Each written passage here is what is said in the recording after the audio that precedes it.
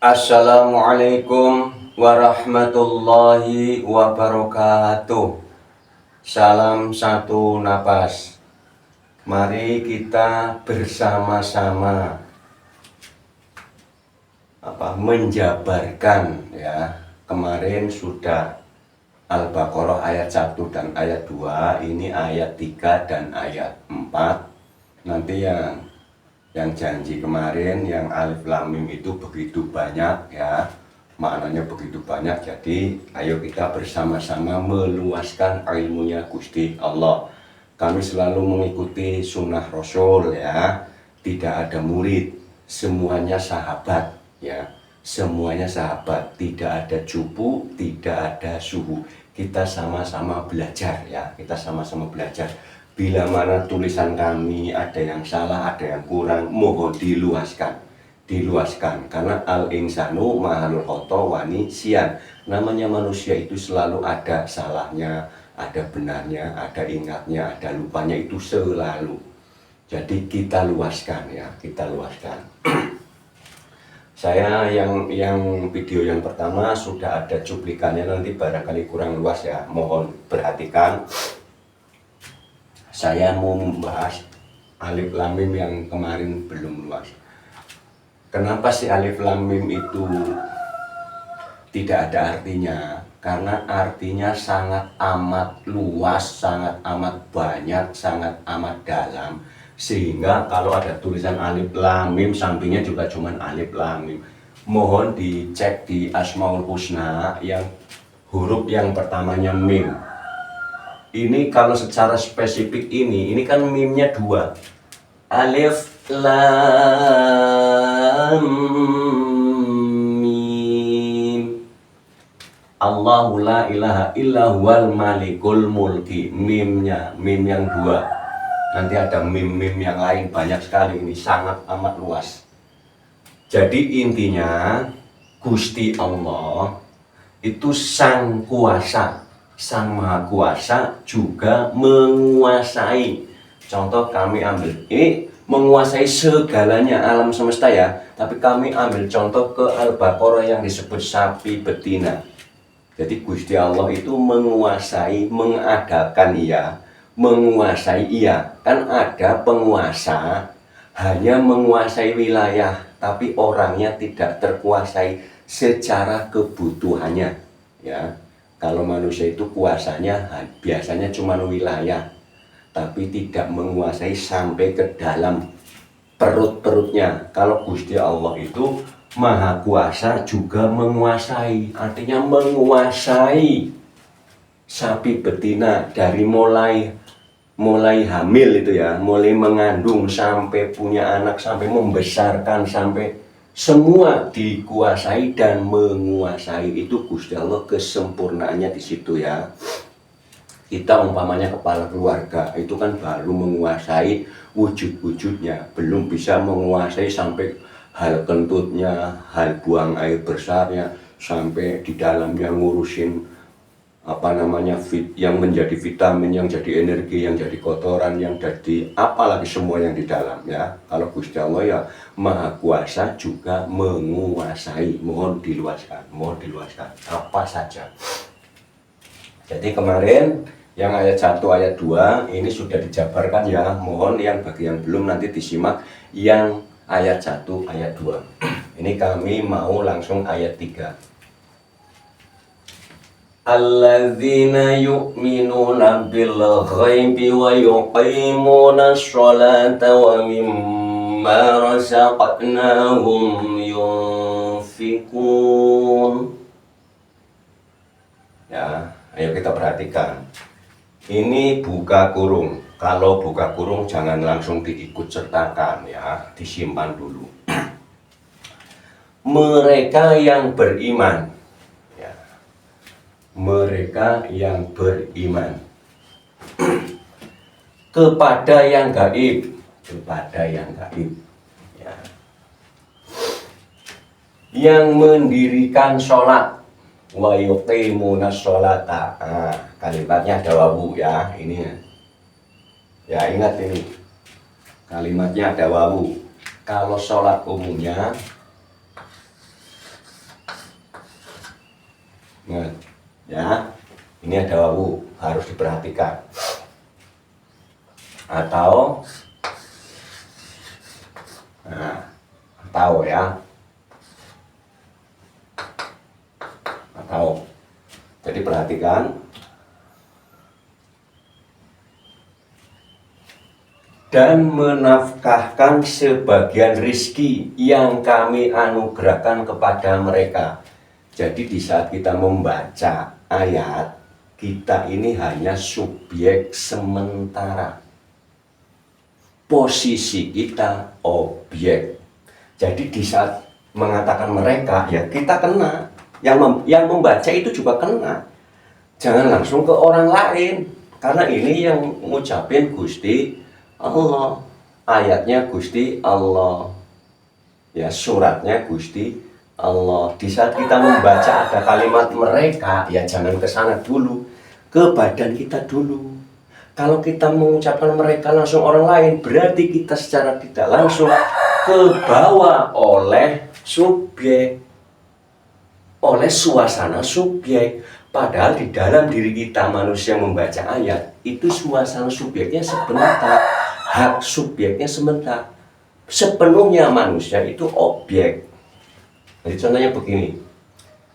Mereka yang beriman itu nyaman, aman, damai.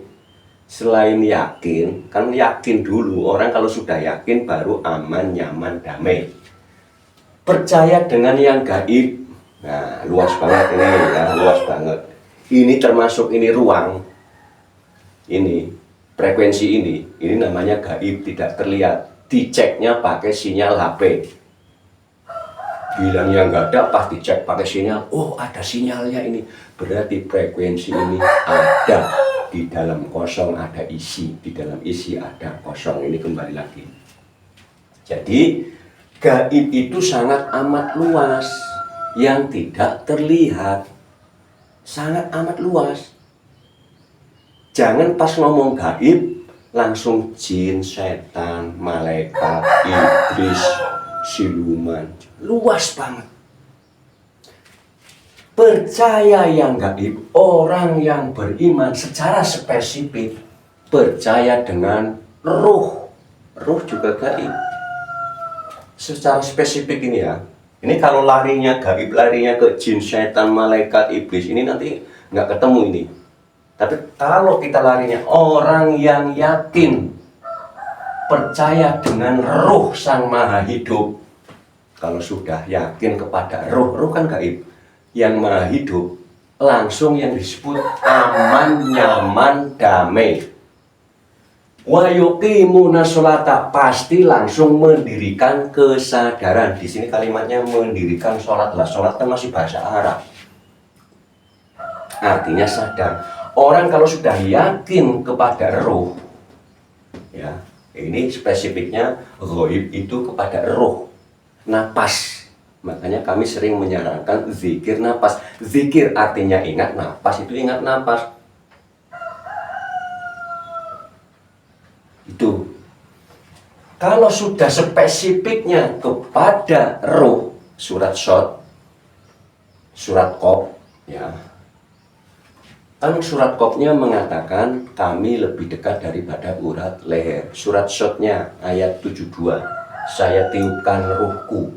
Kalau sudah yakin yang gaib itu adalah kepunyaan yang semesta, kuasa yang menguasai, wa yuqimuna sholata, pasti mendirikan kesadaran. Ya, sholat artinya sadar. Mendirikan kesadaran. Mendiri diri itu kita, diri kita. Kesadaran itu dimasukkan ke dalam diri kita. Itu secara otomatis. Kalau orang sudah yakin, ini bagaimana cara meyakininya? Ya ini kholwat. Karena kalau cuma kalimat, itu kan katanya. Masih asma, masih dawam. Tapi kalau sudah rasa, atau kepada sang wujud, wa nahnu aqrabu ilaihi min hablil warid, itu sudah yakin secara otomatis. Jadi ini sebenarnya rangkaian rangkaian untuk mencapai kepada yang disebut memberi. Ayat 7 suratul Fatihah. Memberi. Syiratal mustaqim. Kenapa disebut syiratal mustaqim, disebut jalan yang lurus? Kalau kita diberi apa yang kita pas sinkron. Diberi itu maksudnya diberi tentang rezeki, bukan diberi pukulan, bukan.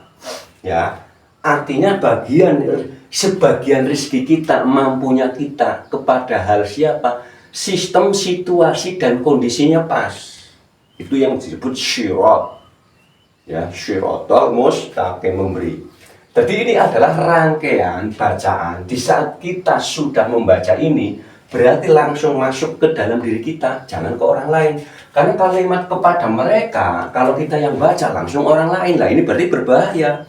Kita mengaku, berarti kita berada duduk di ayat 3 dong. Lah ayat 3 yang punya hak penuh Gusti Allah, ya. Di saat kita membaca, jangan terlena oleh subjek. Posisi kita adalah objek. Jadi intinya, mereka yang beriman itu kepada yang gaib. Mereka yang beriman kepada gaib di sini adalah spesifiknya roh. Sang Maha Ahad. Roh itu ahad, ya. Kalau wujud, alam semesta perwujudannya itu namanya wahdatul wujud atau kesatuan. Wahidnya itu kesatuan. Kalau ahad nafas. Kalau orang sudah meyakini beriman kepada yang ahad, ya, orang kalau itu caranya holwat, kalau udah ketemu pasti yakin. Mereka yang beriman kepada yang gaib, ini bukan cuma kalimat ini, berarti ini disuruh dikerjakan ini. Disuruh dikerjakan. Wa yuqimuna sholata, secara otomatis langsung menyadarkan dirinya. Ya, mendirikan kesadaran, diri kita, berarti kesadaran didirikan, kesadaran apa sih orang bilang, disayakan. Diri itu kan saya, diri itu bisa berdiri, bisa saya, ya. Jadi orang kalau sudah mengerjakan, orang yang sudah mengerjakan keimanannya itu pasti yakin kepada Sang Roh Maha Hidup. Secara otomatis langsung mendirikan kesadaran. Kalau sudah mendirikan kesadarannya tiap hari, secara tidak langsung akan memberi atau menginfakkan, memberi kepada siapa saja, apa saja, tidak tertarget oleh jumlah, tidak tertarget oleh bentuk, bebas apa saja. Karena kalimatnya rizki, rizki itu banyak bentuknya. Jangan harus segini, enggak. Karena nanti melanggar Al-Baqarah yang la yukallifullahu nafsan illa wus'aha. Gusti Allah tidak membebani hambanya. Tuhan tidak membebani hambanya. Artinya kalau sudah kalimat rezeki itu sangat amat luas. Memberinya juga kepada siapa saja dan apa saja mampunya kita. Ini ya, mohon kalau membaca ayat jangan terlena oleh subjek. Kalau kita terlena oleh subjek sama juga mengakui ayat Tuhan tapi tidak mengakui firman-Nya Tuhan. Ya. Ayat 4 ya. Wallazina yu'minuna bima unsila ilaika wa ma unsila min qablik wabil akhirah, ngorok ya, itu kho bukan kha ini, kho. Wabil akhirati bukan wabil akhirati. Ya, kalau sudah wabil akhirati berarti ngerubah huruf.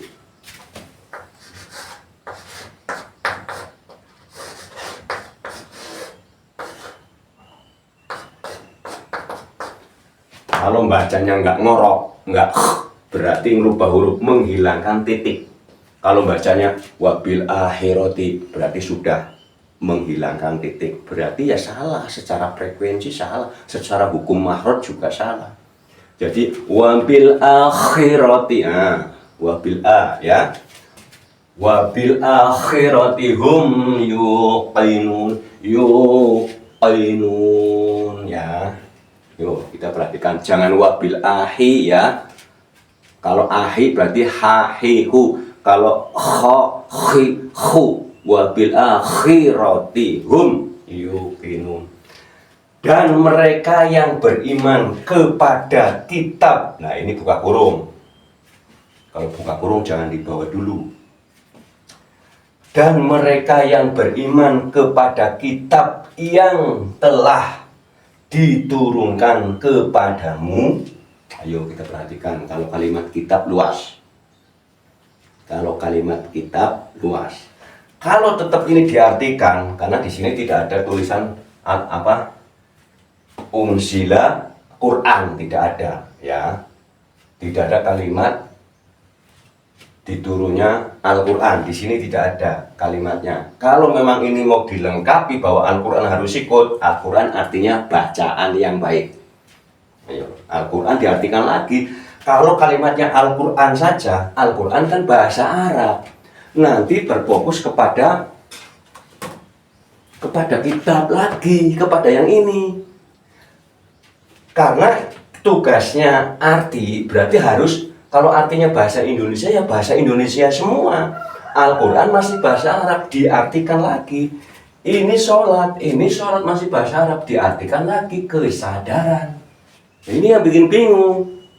Diartikan tapi masih berbentuk bahasa Arab lagi di bawahnya. Dan nanti umat pada bingung. Ya. Kalau ini Al-Quran buka kurung mau dibawa, tetap mau dibawa, ya harus diartikan. Begini. Dan mereka yang beriman kepada kitab bacaan yang bagus, nah, itu kan Al-Quran artinya bacaan yang baik, bacaan yang bagus, yang telah diturunkan kepadamu, dan kitab-kitab yang telah diturunkan sebelummu. Nah, ini kita bicaranya kitab apa? Kalau alam semesta seisinya itu namanya Al-Quranul Qadim, bacaan yang baik yang lebih dulu. Nah, ya kalimatnya yang telah diturunkan sebelummu. Nah, munya kepada siapa ya? Kepada yang baca. Karena ini ayatnya Gusti Allah, di saat kita membaca, jangan pas sebelummu orang lain yang ditunjuk, ya kita yang ditunjuk, karena ini subjek Gusti Allah yang mengucapkan, kita ngikutin hanya subjek sementara. Ini hati-hati, kita hanya subjek sementara. Di saat sudah tahu berarti kita kedudukan aslinya objek. Kalau kalimatnya dan kitab-kitab yang telah diturunkan sebelummu, kalau ini diartikan Injil, Taurat, Zabur, suhuf yang lain, sudah ada di dalam Al-Quranul Karim. Kalau mau membaca, ya. Maknanya tapi, kalau kitab yang sebelummu diartikan Al-Quranul Qadim juga masuk. Al-Quranul Qadim itu namanya Al-Quran yang berbentuk langsung fisik, langsung wujudnya. Kalau ini kan masih tulisan, umpamanya di sini menerangkan matahari baru tulisan. Kalau Al-Quranul Qadim mataharinya wujud. Di Al-Quranul Karim ini menerangkan bumi baru tulisan. Kalau di Al-Quranul Qadim langsung wujud. Di sini ada tulisan pohon. Kalau di Al-Quranul Qadim langsung wujudnya. Wujudnya, tanda-tandanya itu bahasa Arabnya ayat. Tanda itu ayat. Ayat itu tanda. Jadi alam semesta ini tanda-tandanya Gusti Allah. Nanti sampainya ke Al-Baqarah 115. Nanti ini urut ya. Kalimat jelasin. Kalau kalimatnya mengatakan kitab yang terdahulu, sangat amat luas, mohon diluaskan ya, karena ini buka kurung.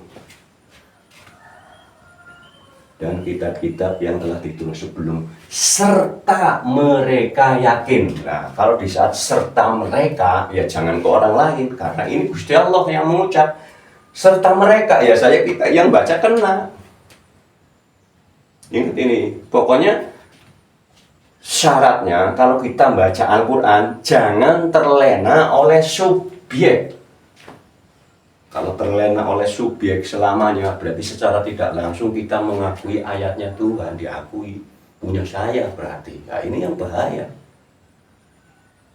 Kedudukan kita manusia tetap objek. Di saat kita kalimat mengatakan serta mereka, jangan ke sana, ya ke sini. Mereka yakin akan adanya kehidupan akhirat. Ini kehidupannya buka kurung. Ya, jangan, karena di sini tidak ada kalimat wamal haya, karena langsung wabil akhiratihum yuqinun, ya. Serta mereka yakin akan adanya akhirat. Ini hanya tambahan, ya. Akhirat itu sangat amat luas maknanya, ya. Kalau di dalam urutan, ya, akhirat itu akhir hayat. Rabbana atina fid dunya, dunia itu awal, akhirat itu akhir hayat.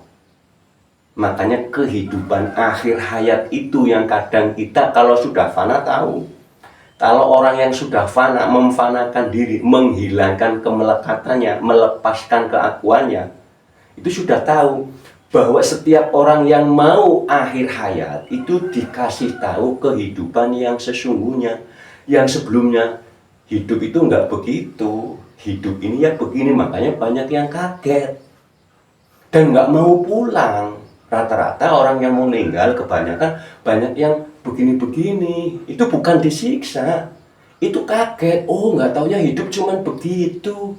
Oh, hidup cuman kasih sayang. Aduh, saya rugi.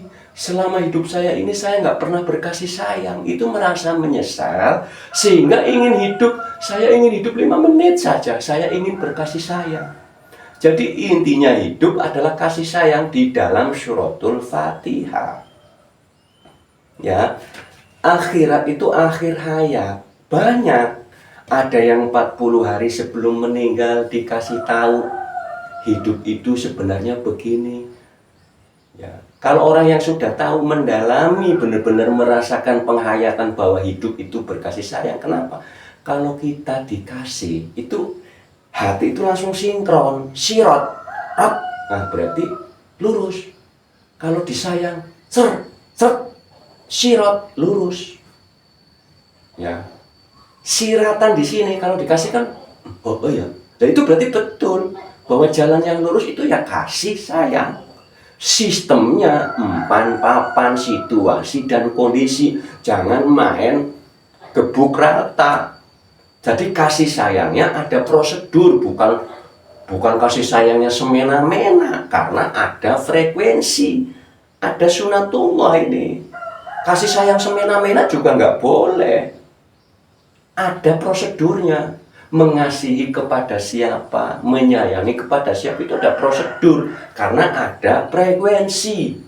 Sunatullah ini, tabur tuwe ini. Ya. Kasih sayang kepada salah orang juga nanti bisa efeknya negatif. Jadi ada empan papan situasi dan kondisi kita itu mau menyayangi orangnya seperti apa. Itu kalau berbentuk orang. Kalau berbentuk hewan, hewan apa yang perlu kasih sayangi?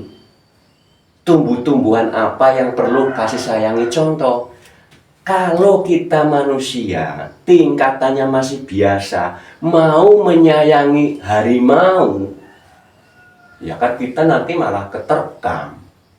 Jadi sistem manusianya macam-macam.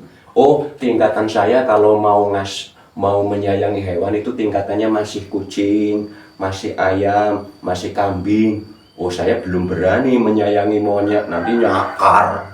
Saya belum berani nyayangin macan, nanti macannya nyakar. Kan begitu. Jadi sistem kita sendiri saja kalau menyayangi kepada seseorang itu juga harus dilihat. Harus dilihat. Laki-laki menyayangi bini orang ya nggak boleh. Menyayangi istri orang nggak boleh. Harus ada sistemnya. prosedurnya bagaimana, sistem penyayangannya bagaimana. Yaitu makanya kasih sayang pun nggak semena-mena, ada sunatullahnya ya. Mohon ini kalau kurang jelas, kurang luas, mohon diluaskan. Kita ini kan belajar bersama-sama, tidak ada cupu, tidak ada suhu, kita sama-sama belajar. Bila mana tulisan kami atau ungkapan kami atau penjabaran kami kurang luas, mohonlah diluaskan ya. Innallaha wasi'un alim. Ilmu Tuhan itu sangat luas. Kita jangan terkotak-kotak. Ayo luaskan, luaskan. Kalau pemahamannya ini jangan titik di situ, diluaskan lagi. Kalau ada kalimat pohon, umpamanya mengartikan pohon ya jangan pohon jati aja. Pohon itu luas. Kalau kalimat bapak, ya jangan bapak itu aja, bapak luas. Kalau kalimat Sulaiman, ya jangan Sulaiman yang itu, Sulaiman juga luas. Jadi mohon sesuatu apapun, kalimat rumah saja itu juga luas bentuknya, modelnya. Kalimat orang saja bentuknya luas, banyak modelnya. Jadi di saat kita menjabarkan, karena ya Al-Quran itu apapun kalau cuma satu lapis nggak ketemu. Al-Quranul Qadim 7 lapis langit tersirat maknanya. Al-Quranul Karim 7 lapis bumi tersurat maknanya. Jadi mohon bila mana membaca ini tidak bisa, yang bagi yang belum bisa bahasa Arab, membaca ininya tapi sistem subjek predikat objeknya mohon diterapkan. Jangan cuma baca ini, coba kalau ini dihapus, ini udah keder ini. Ini kalau ini dihapus, ini udah keder ini. Yaitu mereka yang beriman kepada yang gaib dan mendirikan sholat. Lah pikirannya langsung begini. Padahal itu usolli. Lah kan ini masih bahasa Arab. Ya saya artikan kesadaran, sadar. Itu. Makanya ini saya tambahin kesadaran. Mendirikan kesadaran ya. Jadi mohon kita bareng-bareng lah belajar, kita pahami kalimat-kalimatnya. Kalau ada buka kurung mohon jangan diikut sertakan dulu.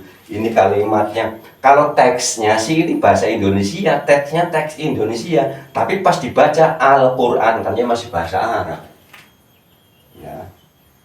Al-Quran artinya bacaan yang baik, bacaan yang nyaman, bacaan yang enak. Luas ini, luas ya.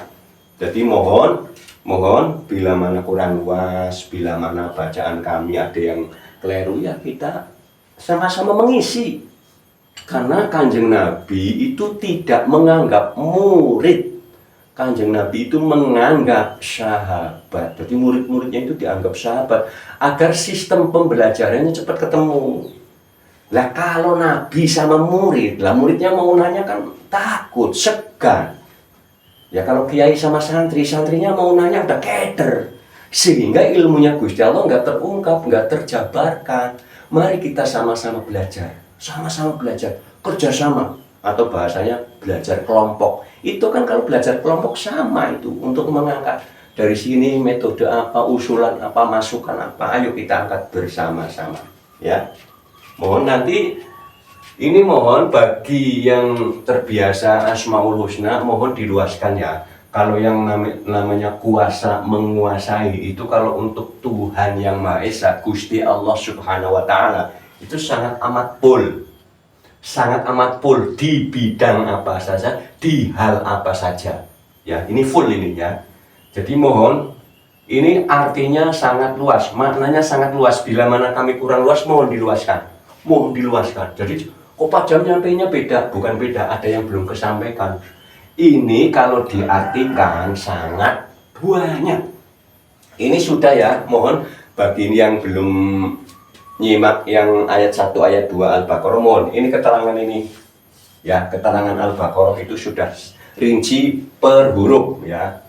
Ya, Al-Baqarah yang ayat 1, ayat 2 ini rinci per huruf ya. Ya, terima kasih ya. Mohon nanti diluaskan ya. Terima kasih. Wassalamualaikum warahmatullahi wabarakatuh. salam satu nafas.